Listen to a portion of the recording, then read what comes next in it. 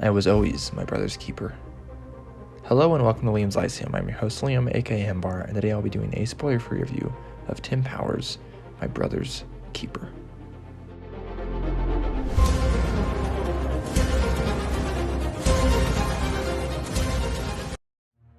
My Brother's Keeper is a 2023 novel by Tim Powers, and it is a standalone, and it is essentially a gothic novel as well. It is about the Brontë sisters. It starts with an epigram of a poem by Emily, and there are a couple epigraphs from the likes of Wuthering Heights. These epigraphs are only at the start of the parts and don't actually come before each chapter, like they do in The Stress of Her Regard, which is the only other Powers novel I've read at this point. Of course, the Brontes are known for their art. Jane Eyre by Charlotte, Wuthering Heights by Emily. Those would be the most popular, and was a writer as well. And Branwell, who was their brother, was predominantly a painter. Interesting is that they produce both realistic and romantic works. I think this definitely leans into the more romantic thing. That's where we get like gothic fiction in general. And Wuthering Heights works as a better stopping point or reference point than Jane Eyre would. That being said, I have read neither actually at this point, but I know a little bit about both. The story starts in 1830 with three siblings, the brother Branwell, who is the oldest, and his sisters Anne and Emily. They go to ruins, ones that Branwell saw in a dream where he also talked to a dark boy. They have an older sister, Charlotte, who is not present at this event. They've also had sisters Maria and Elizabeth, who passed from tuberculosis 5 years prior, and their mother having passed a few years before that.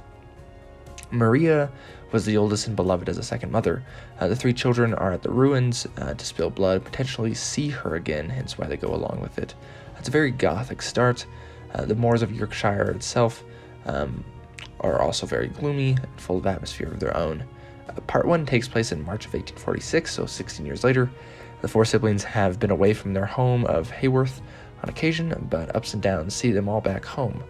Branwell has largely become a drunkard, and the sisters are set to publish their first volume of verse under pseudonyms. He feels a role of disenchantment with his family that I've seen in other novels before.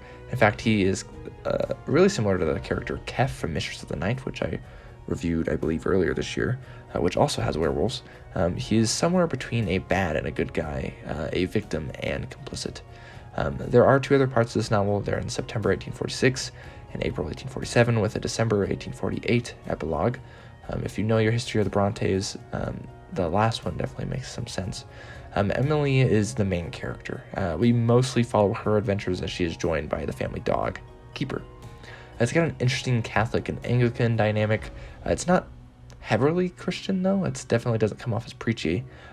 We do have some interesting stuff like St. Hubert of Liège playing a part, though. The book is very magical, with werewolves, eye patch cults. It's eerie, and it whisks you along immediately and keeps a fast pace. We have a very authentic magic, and it's a very interesting game of tag with knowledge from character to character.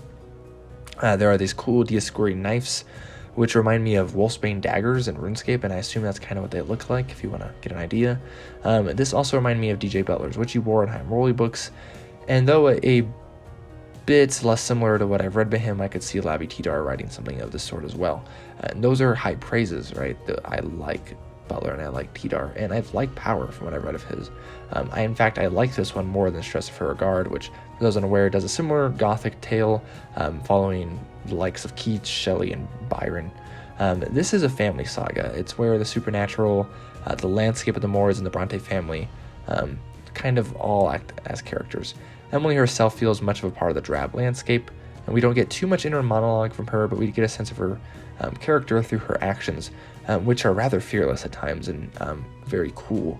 I think it gives a certain tone similar to a fairy tale, the dark romantic kind, to be specific, which to this story I think works very well. Curzon is one character who I think his lack of character for certain things, but attention to others is very well done and realistic. And there are ancient deities, a goddess in particular, any fans of Minerva here. But there's also, again, aforementioned cults. There's curses, there's werewolves. I like vampires more, but I actually like this novel more than Stress of Her Regard, which has vampires.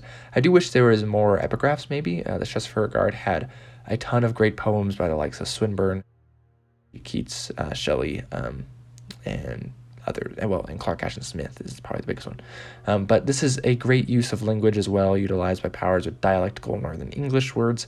And the name Welsh actually works, which is kind of an evil character you'll get to know in the novel. Not as if the being is from Wales, but is foreign, since that is what the word originally meant, if you know the etymology for Welsh. So anyways, overall, I really enjoyed this one. It just came out in September 2023, and I think it may be worth your time to check out. It is rather eerie at times, and, well, a very good story that is very, I would say, rather fast-paced. It doesn't leave you wanting, I feel like, in each chapter. It's very much worth your time, though. I'll catch you next time.